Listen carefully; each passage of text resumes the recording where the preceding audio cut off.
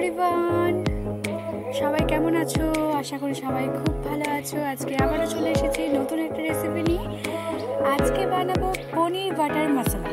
তো পনির বাটার মশলা করতে আমাদের কী কী উপকরণ লাগবে তো সেটাই দেখে নেওয়া যায়। তো আমি প্রথমে একটা থালার মধ্যে পনিরগুলোকে ছোট্ট ছোট করে টুকরো করে কেটে নিয়েছি, তবে খুব ছোট করিনি, মিডিয়াম সাইজ করে টুকরো করে কেটে নিয়েছি যাতে পনিরগুলো ভাজার সময় ভেঙে নেওয়া যায়। তো তারপরে পনিরগুলোর মধ্যে যখন ভাজবো তার আগে পনিরটার মধ্যে একটু নুন, একটু হলুদ আর একটু বেসন ওপর দিয়ে ছড়িয়ে দিয়েছিলাম। তারপরে কড়াইয়ে আমি দিয়ে দিয়েছি বাটার, কারণ এটা যেহেতু পনির বাটার মশলা তাই বাটার দিয়েই পুরো রান্নাটা করবো। তো প্রথমে বাটার দিয়ে দিয়েছি, বাটার দিয়ে দেওয়ার পর পনিরগুলোকেও কড়াইয়ের মধ্যে দিয়ে দিয়েছি।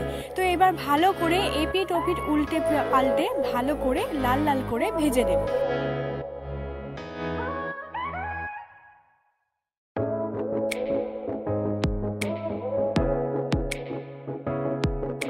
আমার কিন্তু এখানে এক পিঠ লাল করে ভাজা হয়ে গিয়েছে, এবার অন্য পিঠটা উল্টিয়ে দেব। পুরো পনিরটাই এপিঠ ওপিঠ সব দিকই ভালো করে লাল লাল করে ভেজে দেব।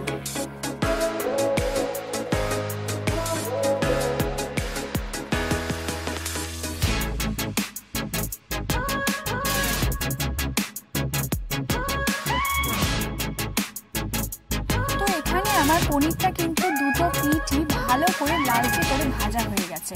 এবার আমি পনিরগুলো একটা বাটির মধ্যে তুলে নেব। তোমরা চাইলে প্লেটেও তুলে নিতে পারো। তো আমি কিন্তু এখানে সব পনিরগুলো ভালো করে তুলে নিচ্ছি যাতে কড়াইয়ে একটা টুকরো পড়ে না থাকে।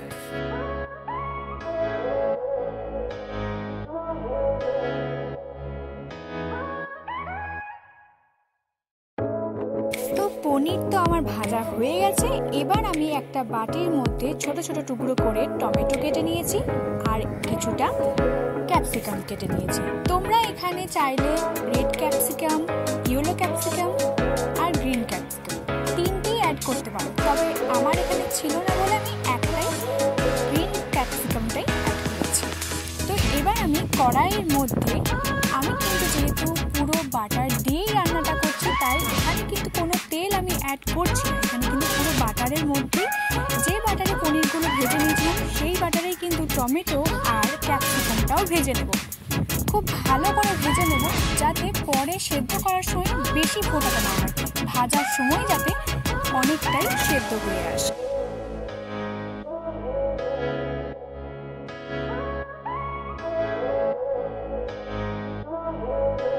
আমি কিন্তু পুরো রান্নাটা মিডিয়াম ফ্লেমেই করব। মাঝে মধ্যে যখন একটু ডিপ ফ্রাই করছি তখন একটু হাই ফ্লেমে করে দিচ্ছি, তবে পুরো রান্নাটা কিন্তু মিডিয়াম ফ্লেমেই করব।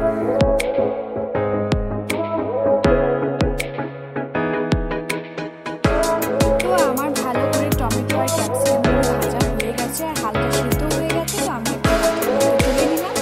এখানে পনিরও ভাজা হয়ে গেছে আর ক্যাপসিকাম টমেটো দুটোই ভাজা হয়ে গেছে। তো এবার আমি একটা মিক্সির বাটির মধ্যে যে টমেটোগুলো ভেজে রেখেছিলাম সেই টমেটোগুলো মিক্সির বাটির মধ্যে দিয়ে দেবো। তারপরে আমি মিক্সিতে দিয়ে ভালো করে মিহি করে এখানে কিন্তু আমি কাঁচা টমেটো বাটছি না, এখানে আমি টমেটোটাকে ভালো করে ফ্রাই করে তারপরে বেটে নিচ্ছি। কারণ এই ফ্রাই করার পর বেটে নিলে সেই টেস্টটা কিন্তু কাঁচা টমেটো বাটার থেকে অনেকটাই আলাদা হয়। তো এবার আমি ওই কড়াইয়ে ওই বাটারের মধ্যে আমি দিয়ে দিলাম তেজপাতা, এলাচ আর লবঙ্গ। তারপরে ওটা ভালো করে নাড়িয়ে নিয়ে যে টমেটোটা বেটে রেখেছিলাম সেই টমেটোটা আমি কড়াইয়ের মধ্যে দিয়ে দেব। তারপরে সেটাকেও ভালো করে নাড়িয়ে নেব আর একটু সামান্য ফুটিয়ে নেব।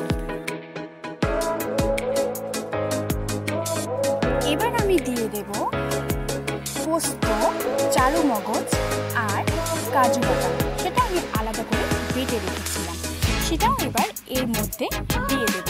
তারপরে আবারও ভালো করে নাড়িয়ে নেব।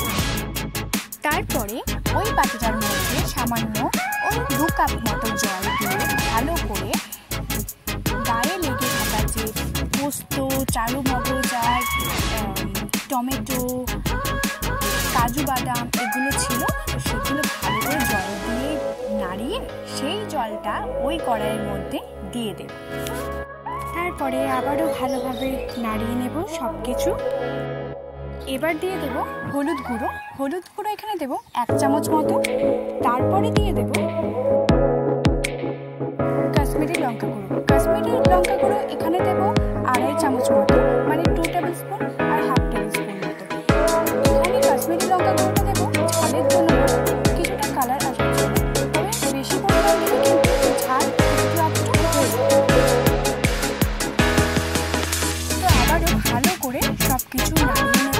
তারপরে একটুখানি ফুটতে দিয়ে দেব টক দই। তোমরা চাইলে যখন পোস্ত, কাজু আর চারু মগজ বাটবে তখন ওই বাটির মধ্যে একটু দই দিয়ে বেটে নিতে পারবে। তবে আমি ওখানে আর দইটা দিইনি, আমি পরে এখানে দইটা অ্যাড করে দিলাম। তো দইটা দেওয়া হয়ে গেছে। এবার আবারও ভালো করে দইটা সবের সাথে মিশিয়ে নিয়ে ভালো করে নাড়িয়ে নেব।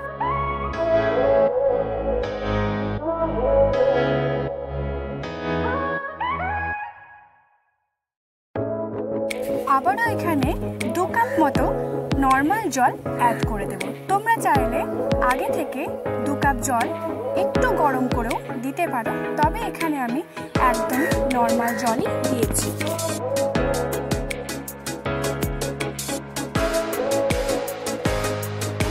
সবশেষে এবার দিয়ে দেব চিনি।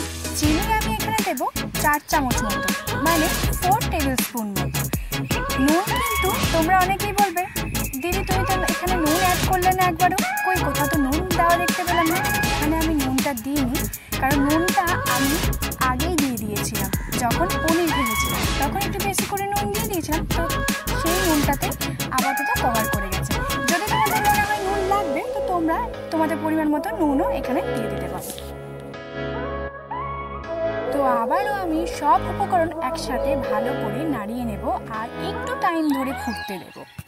তো আমার এখানে সব কিছু কিন্তু ভালোভাবে ফুটে গেছে। এবার আমি যে ক্যাপসিকামটা আলাদা করে ভেজে বাটির মধ্যে তুলে রেখেছিলাম, তো সেই ক্যাপসিকামটা এখানে দিয়ে দেব।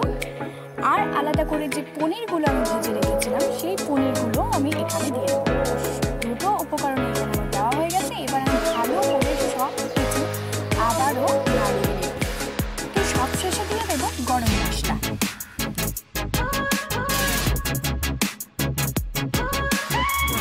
তো চলো বন্ধুরা, আমার কিন্তু এখানে একদম রেডি হয়ে গেছে পনির বাটার মশলা।